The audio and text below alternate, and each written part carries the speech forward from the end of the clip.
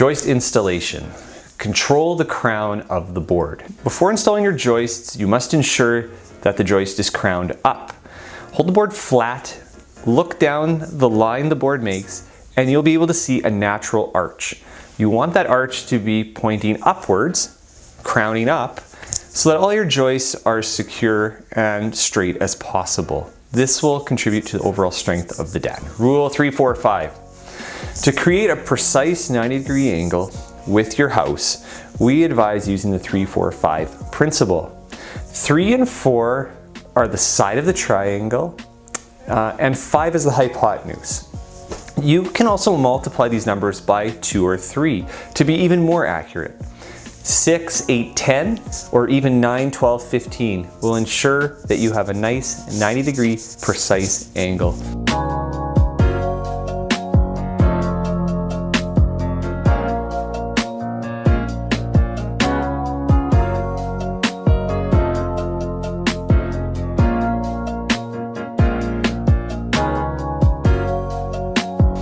Another way to control the rightness of the angles is to measure the 2 diagonals of your deck. If the angles are correct, then the 2 diagonals will be equal. Completing the frame. The joists are now secured to the house. The next step is to finish the frame before installing the plywood. Install the rim board. You can leave all your joists too long for now or run them wild. Then use a chalk line and a square to mark all the cuts on your joists. Use your circular saw to cut all your joists.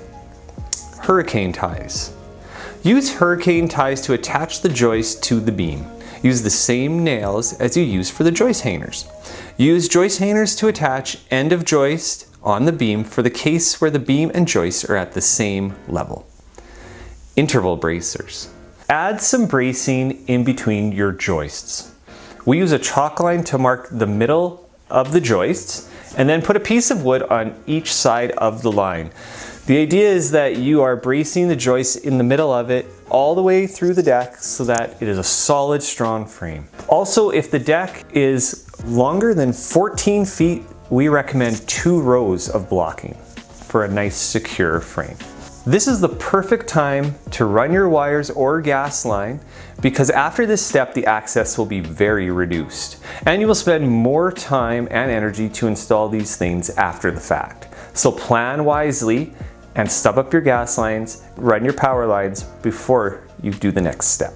If possible, we recommend to have your gas line come out on the side of the deck, which will avoid to make a hole in your waterproofing membrane. As gas is a delicate trade, we recommend you use an accredited professional for installation. For lights, most deck lights will be low voltage LEDs, which means that you can install them yourself without asking for the services of an electrician. It is way more efficient to think about the lighting before building the deck.